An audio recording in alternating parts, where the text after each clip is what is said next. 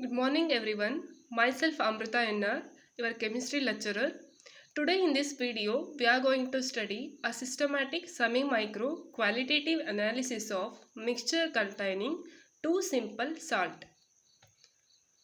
So before going to study the concept, we have to learn some few fundamental definition of qualitative analysis.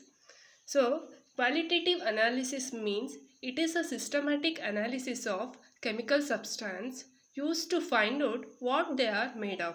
That means it deals with the detection and identification of constituents of chemical substance. So this is a definition of qualitative analysis. And the second point is it is a branch of analytical chemistry. In this chemistry, we have to learn the methods used for identification of unknown salt. So the third thing is to find out the radicals present in a mixture of two or more salt, we are going to use this qualitative analysis. For example, when a salt is formed by the interaction of an acid with a base, that means when HCl is combined with a NaOH, you will get sodium chloride and water molecule. This is about qualitative analysis. Next we shall move on to a definition of acid and basic radical. So every salt consists of two radicals known as basic radical and another one is acid radical. So next we shall move on to a definition of anion and cation. Anion means the ion which carries positive charge is called cation and the ion which carries negative charge is called anion. So next we shall study the definition of inorganic qualitative analysis. Inorganic qualitative analysis means the detection of cations as well as anions in a salt mixture is known as inorganic qualitative analysis. So next we shall study the semi-micro analysis of salt mixtures involving the following step. The first step is preliminary examination of inorganic salt, and the second step is analysis of acid radicals, and the third one is analysis of basic radicals. So next we shall study the one by one, that is analysis of first group acid radicals. So for this test you are going to take a salt mixture and to this salt mixture you have to add dilute HCl. So you will observe a brisk effervescence takes place. So in the inference column you have to write the first group acid radical is present. Or else if colorless, odorless gas is evolved which turns lime water milky, then in the inference you have to write CO3 2 minus, that means carbonate or HCO3 minus may be present. So in some case there is no effervescence is formed, then you have to write the first group acid radical is absent. So next we shall move on to distinguish test between carbonate or HCO3 minus, that is bicarbonate. So for this test you have to take salt mixture and water, then boil, you will get a gas, then that gas you have to pass through lime water. So in the observation you will notice that the lime water does not turn milky. So it will tell us that carbonate is confirmed. Or else if lime water turns milky, then HCO3 minus is confirmed. So this is about analysis of first group acid radical. So next we shall study the analysis of second group acid radicals. That is, you have to take a salt mixture in a dry test tube and add 2 to 3 drops of concentrated H2SO4. Then you will observe the vigorous reaction takes place in cold conditions. So in the inference column you have to write the second group acid radicals, either Cl minus, Br minus or I minus is present. So next, if a colorless fuming gas is evolved which gives a dense white fumes with a glass rod dipped in ammonia solutions, So this will gives a inference that Cl minus is present.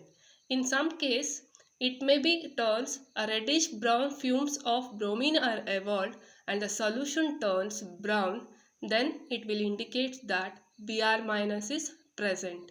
Or else a violet vapors of iodine are evolved on heating and the solution turns black, so you will get I minus is present.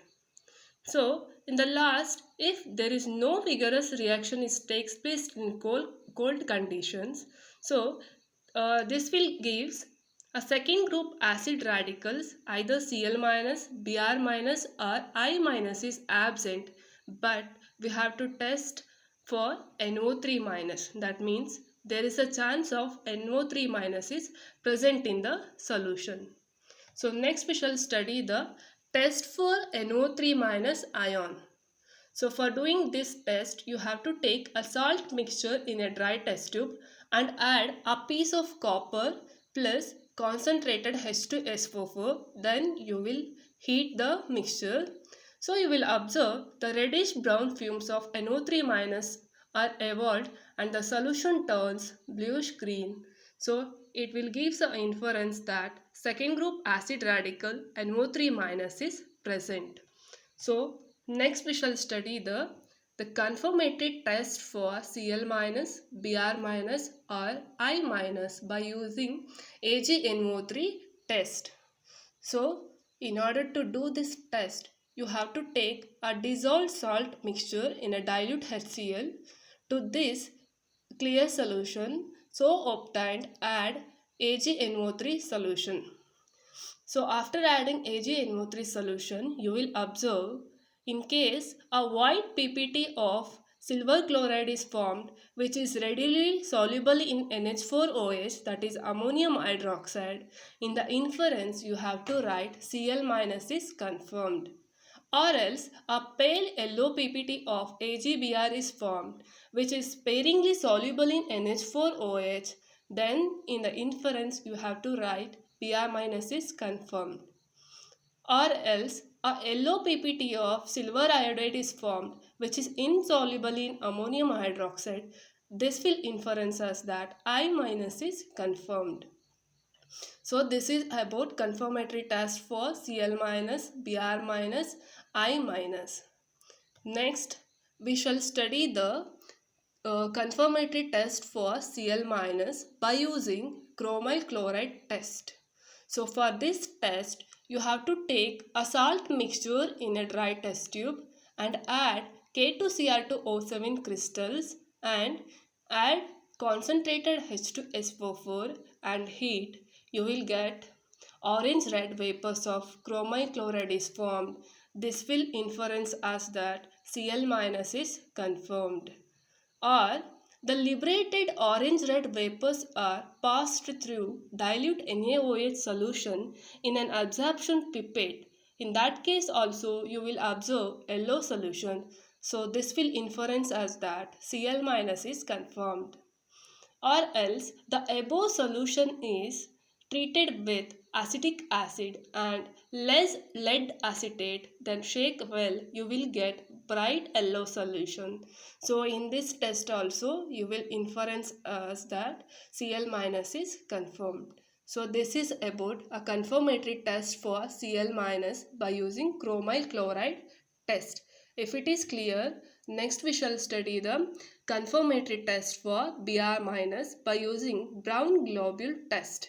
For this test, you have to take a water extract of the salt mixture and add few drops of carbon tetrachloride and chlorine water. Shake well. So you will observe a brown globule is formed. So this will inference as that Br minus is confirmed. So next we shall move on to confirmatory test for I minus by using violet globule test. For doing this test, you have to take a salt solution and treat this salt solution with fresh chlorine water and 1 cm cube of carbon tetrachloride is added. Shake well and observe the color developed in carbon tetrachloride layer.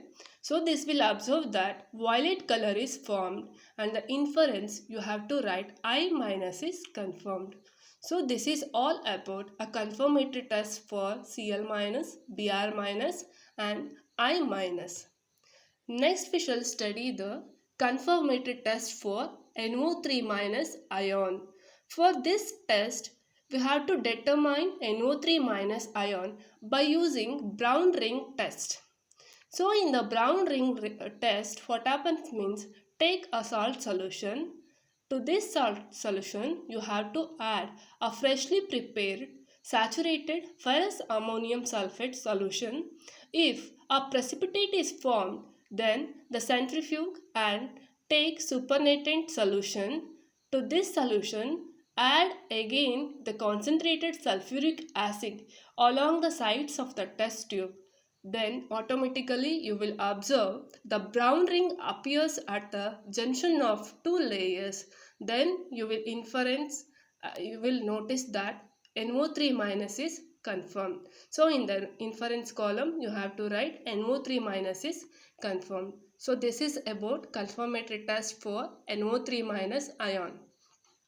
So last thing is, next we shall study the analysis of third group acid radicals. So in the third group acid radicals, first you have to study the test for SO4 2 minus ion by using barium chloride test. So in this test, what you are going to do means dissolve the salt mixture in an excess of dilute HCl. To the clear solution, add barium chloride solution. Then you will observe a thick white precipitate of barium sulfate is formed. So this will inference us that sulfate is confirmed or SO4 2 minus is confirmed. So this is about SO4 2 minus. Next we shall test for BO3 minus 3 ion by using ethyl borate test. That means we are going to study the borate bromide ion. That means take a salt mixture in a dry test tube and add ethyl alcohol and add 1 drop of concentrated sulfuric acid, boil and bring the test tube mouth near the burner. Then you will observe a green edged flame. Then it will indicate that there is a presence of bromide ion. So next we shall study the test for phosphate ion. So for this test you have to take a salt mixture and add few drops of concentrated nitric acid and few drops of ammonium molybdate solution. Then warm. You will observe a canary yellow precipitate is formed. So this will tells us that PO4 3 minus ion is confirmed. So this is about analysis of third group acid radicals. So in the next video we shall study the basic radicals. Thanks for watching.